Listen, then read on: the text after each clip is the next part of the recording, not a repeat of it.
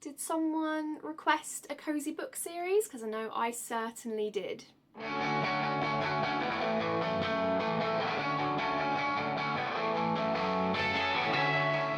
Hello storytellers, welcome back to the channel. If you're new here, hello, my name is Lauren. I'm an actress, teacher and all-round storyteller, sharing my adventures in parks, pages and pixels. Yes, today is a book review and we are looking at the Rookcroft series. So currently there's 3 books in this Rookcroft series. Now, my opening question is always, why did I pick these books? And the link into this part of the review is actually from where I found them. So myself and Dan were in York last year as a little getaway during the 6 weeks holidays, and while in York I spotted this shop, the Rookcroft shop, and I was drawn by these figurines of the characters, of these animals dressed in like human clothes, and it was giving Beatrix Potter. Like 100% Beatrix Potter vibes, which was my favourite author when I was a kid. I had all her books, I read all her books, I was very obsessed. We did the whole Beatrix Potter thing while we were in the Lake District, so we went York then up to Lake District on that trip, so it felt fitting. And I realised that this is actually a book series, and the lady who wrote the books, this is her store, and these are the 2025 printed editions of the current 3 books. There is a 4th on the way. I have asked her, I messaged her, I wanted to know, because I fell in love with these books very quickly upon reading. Now, normally I would sit here and read you a blurb. There is not a blurb, so instead I'm going to have to tell you about it from what I know, from what I've read. So, these books are written and illustrated by Jane Shiroston. I'm going to put that there. She doesn't have a blurb to give you an idea of what's in these stories, it's just you have to jump straight in and trust the process. But it does have some of the most beautiful illustrations. This is Rookcroft House, so this is sort of where the story is located and set around. As the books go on, so if I skip forward to book 3, the map of the world gets bigger. So we started with just an illustration of the house, and now we have like a whole map of where we're going and where all these places are in perspective of the house.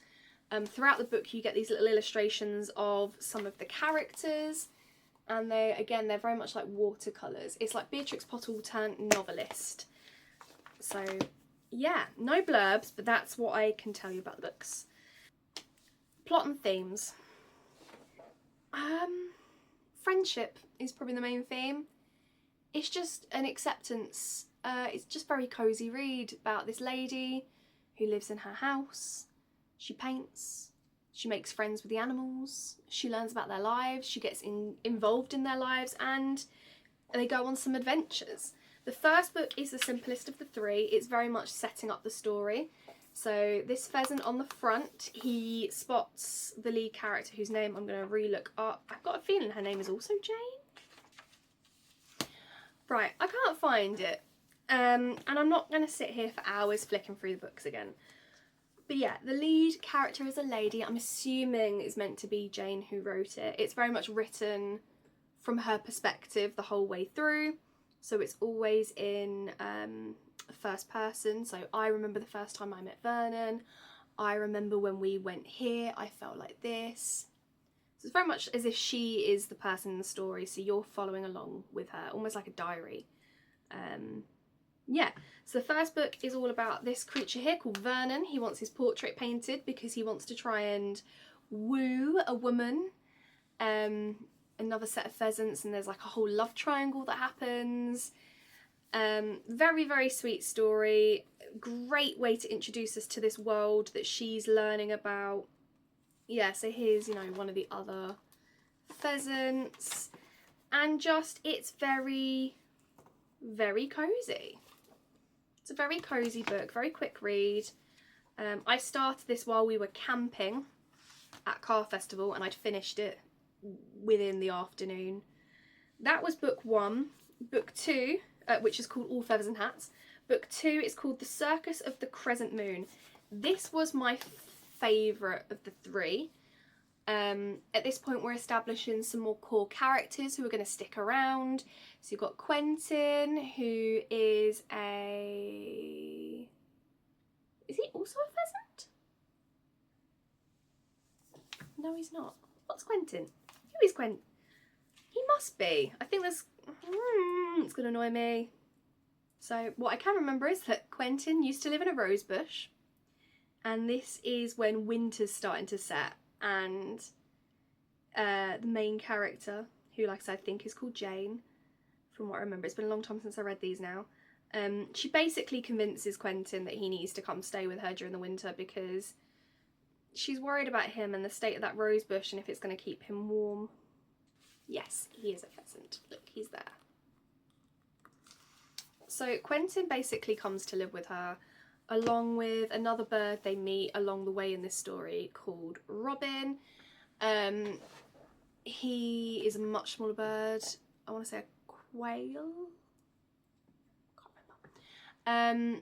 But yeah, essentially a bunch of circus performers through other characters she met in the first book. They need a place to stay and perform because the big tents get ripped. She offers out her house because it's got like a big like patio garden bit in the background and there's like a whole outbuilding.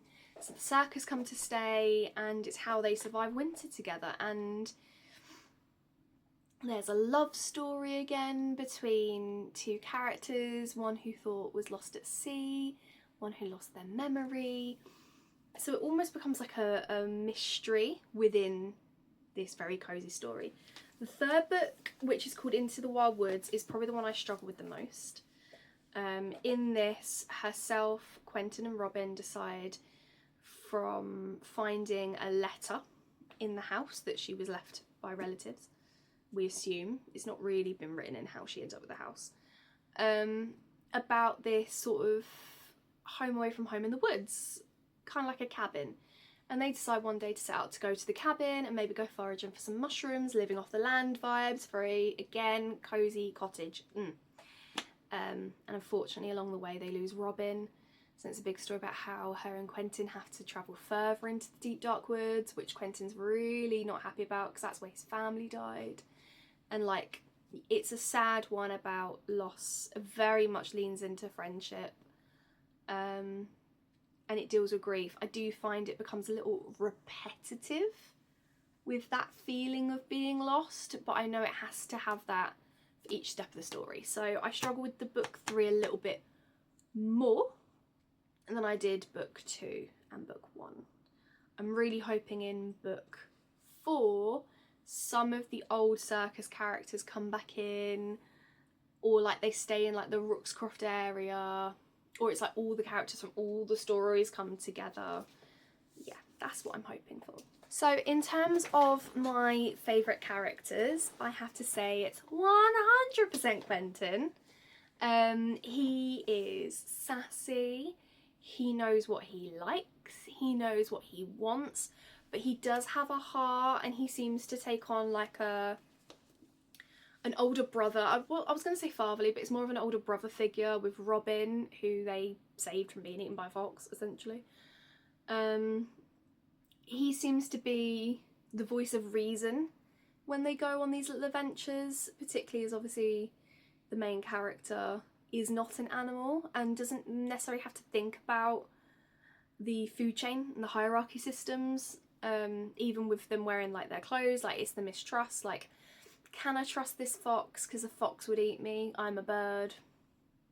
So yeah, I love Quentin the most. Robin is very innocent, very childlike, so I think that's what helps make these books maybe a bit more accessible to a younger audience. So in terms of the genre and the audience, I do feel like if you've got an emotionally mature child, they could easily be read by a child. But there is a lot of, particularly in the last book, a lot of grief. It is sad. I did cry. So I would bear that in mind. I do feel like this is a good book to read to your child. So this is very much a novel like my mum would sit down and read a chapter or two with me a night kind of vibes. It definitely genre-wise fits in that sort of cozy, easy read. Very British. It's a very British feeling book. The pace of them is nice. They do keep the same pace the whole way through. It is a little slower than, I'd say, some books that go into like the fantasy realm, because there is a little hint of fantasy in it, with the animals obviously wearing clothes and talking and acting like humans. It has definitely got a traditional cozy read pace, which can be quite slow. So if you're someone who needs like a quick, fast-paced, constantly engaging read, maybe not the books for you. If you want something that you can get really in depth with the characters and the quiet nuances, these are really good. So what went well even better if? It's kind of hard when I ask that about a whole book series, because each book is a little different from the last. What went well is the descriptions and the creation of characters. Every character, even if it's the same animal as another, is completely different from any of the others. Like, no one feels like they've been repeated. There does seem to be a continuation of kindness throughout these creatures. Less, I'd say, maybe of the natural instincts of some of the animals. I do kind of hope in the fourth book we do get someone who's a little bit brash and a little bit mean, just to give a contrast that we've not had yet. But I do feel like the creation of the characters and the thought process of who these personalities are is really strong. And I think that comes through because of the illustrations. I feel like I've never asked the author about the process. Hopefully if I meet her one day I will.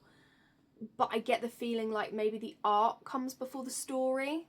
So she comes up with the idea of these characters first before the story comes to life. That's how it reads anyway. So it's almost like these characters are fully fledged before the writing starts, and that plays into its favour, because all the characters have a very distinct personality and feel. Even better if, again, the last book became a little repetitive. It's quite a chunky book for a cozy read. I mean, look at the difference between that and number one. Yeah, I felt with it, the pace was still consistent, but it did feel like we were repeating a lot of, I don't know where he is, I hope we find him. I don't know where he is, I hope we find him. I don't know where he is, I hope we find him. It just went on a bit much. I kind of needed that to be less. Like, we got the point. Like, tell me more about the scenery and where they're walking and how that feels with that type of like mud or grass under their feet, and how that adds to the grief. Just repeating I hope we find him a lot. It felt kind of childish, that kind of repetition. But I feel like when a real grief hits, it's more what isn't said than what is. So yeah, I'd say the last book became a bit repetitive. The other two I have very few critiques for. The second book I did actually, this is why I messaged the author, I noticed a couple of grammatical errors or like repeated words, and obviously these are the 2025 print, so I was like, okay, well, if this is the new print of your books, I don't want to assume that you're aware of them. So I messaged her and basically was like, please, I was like, firstly, like, absolutely loving these books. I'm halfway through book 2, having a great time. Thank you for writing these. They're like a grown-up Beatrix Potter. But I have noticed like a few little like typos and errors in your print. And as a small author, I thought you might want to know about them.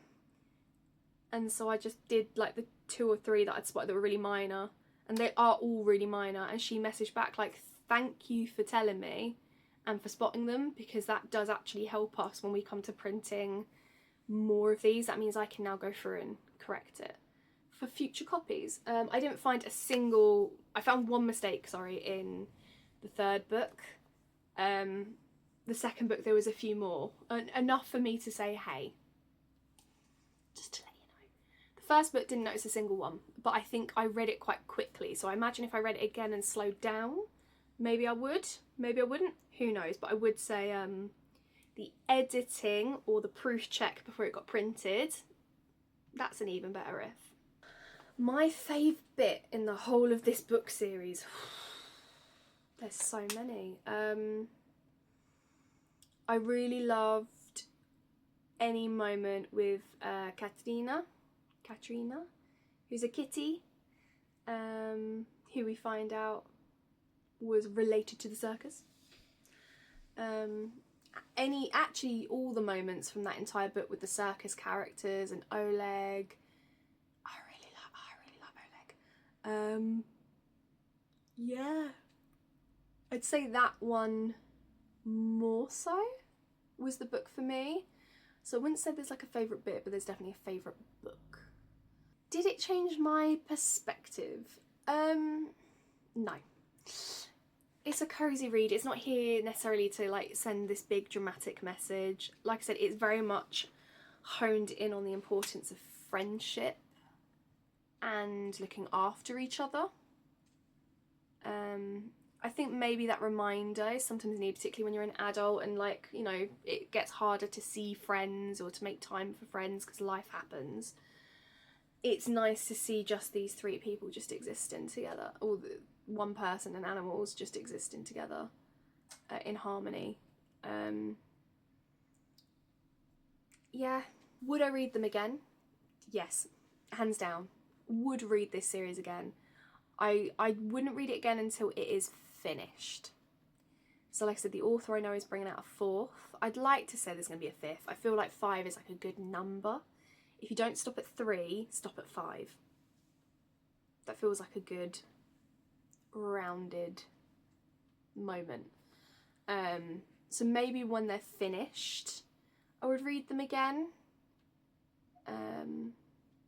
Yeah, they're a book that I would recommend to read again as well. With that being said, who should read it? If you're into cozy, calm vibes, not a serious, avid reader, these are great for. If you're someone who just picks up and reads a little bit and puts it down and goes away again, these are good for that because there's not like major plot changes, there's not like these big twists and turns. It is a calm, cozy read. I've got a lot of year 7s who I think would really enjoy this. I think year 9s, 10s and 11s maybe less so. Again, it's that sort of end of teenage that I think maybe wouldn't get the nuance. I think my year 7s would enjoy the fantasy and the cosy characters. I think grown-ups would enjoy it again for those fantasy characters and the sort of story world building.